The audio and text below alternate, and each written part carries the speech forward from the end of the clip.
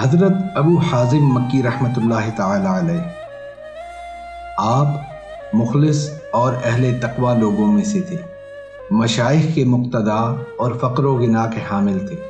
مجاہدات و مشاہدات میں اپنی نظیر آپ ہی تھے۔ آپ کا کلام لوگوں کے قلوب پر اثر انداز ہوتا تھا۔ طوالت عمری کی وجہ سے بہت سے مشائخ کی اقتدا فرمائی، انہی میں عثمان مکی بھی آپ کے مداحوں میں سے تھے۔ یوں تو آپ کا تذکرہ بہت سی کتب میں ہے، لیکن ہم حصول سعادت کے لیے مختصر سے حالات بیان کیے دیتے ہیں۔ آپ کو بہت سے صحابہ کرام کے علاوہ حضرت انس بن مالک اور حضرت ابو ہریرہ رضوان اللہ تعالی علیہم اجمعین سے شرف نیاز حاصل ہوا ہے۔ ہشام بن عبد الملک نے آپ سے یہ سوال کیا کہ وہ کون سا عمل ہے جس کے ذریعہ نجات حاصل ہو سکے؟ فرمایا کہ حلال جگہ سے جو دام حاصل ہو اس کو حلال جگہ ہی خرچ کرو۔ اس نے کہا کہ اتنا دشوار کام کون کر سکتا ہے؟ فرمایا کہ جس کو جنت کی خواہش ہو اور جہنم کا خوف رکھتے ہوئے رضائے خداوندی کی طلب ہوگی۔ آپ فرمایا کرتے کہ دنیا سے اجتناب کرو، کیونکہ میں نے سنا ہے کہ جو عبادت گزار دنیا کو محبوب تصور کرتا ہے اس کو روز محشر کھڑا کر کے ملائکہ یہ منادی کریں گے کہ یہ وہ شخص ہے جس نے اللہ تعالیٰ کی ناپسندیدہ شے کو پسند کیا۔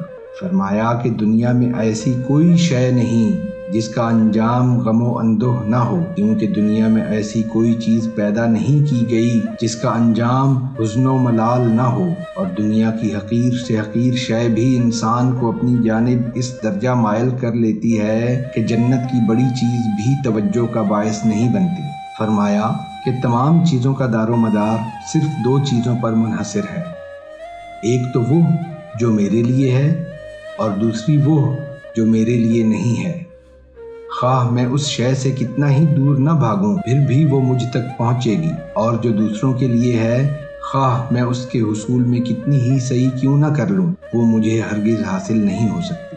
فرمایا کہ اگر میں دعا کرنے سے محروم ہو جاؤں تو اس کی عدم قبولیت سے مجھ پر شدید مشکلات آ پڑیں۔ فرمایا کہ اے لوگو، تم ایسے دور کی پیداوار ہو جو فعل کو چھوڑ کر قول پر راضی ہو جاتے ہیں اور عمل کو ترک کر کے علم پر مسرور ہونے کا دور ہے، اس لیے تم بدترین لوگوں میں اور بہترین دور میں ہو۔ ایک شخص نے جب حال دریافت کیا تو فرمایا کہ میرا حال اللہ تعالیٰ کی خوشنودی حاصل کرنا اور مخلوق سے بے نیاز رہنا ہے، اور جو خدا تعالیٰ سے راضی ہوتا ہے وہ مخلوق سے بے نیاز رہتا ہے۔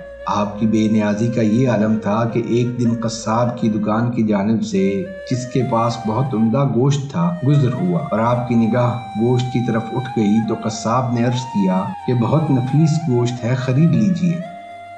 فرمایا کہ میرے پاس رقم نہیں ہے۔ اس نے عرض کیا کہ قرض لے جائیے۔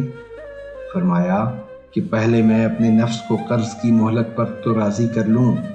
اس نے کہا کہ بس اس غم میں آپ سوکھ گئے اور ہڈیاں نکل آئیں۔ فرمایا کہ اس کے باوجود میں قبر کے کیڑوں کے لیے بہت کافی نہیں۔ ایک بزرگ حج کا قصد کر کے بغداد میں ابو حازم سے ملاقات کے لیے پہنچے تو آپ آرام فرما رہے تھے۔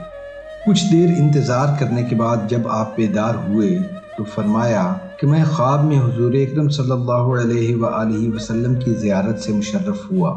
حضور صلی اللہ علیہ وآلہ وسلم نے آپ تک ایک پیغام پہنچانے کا حکم دیا ہے کہ آپ اپنی والدہ کے حقوق کو نظر انداز نہ کریں، کیونکہ یہ حج کرنے سے کہیں زیادہ بہتر ہے، لہٰذا واپس جائیے اور والدہ کی خوشی کا خیال رکھیے۔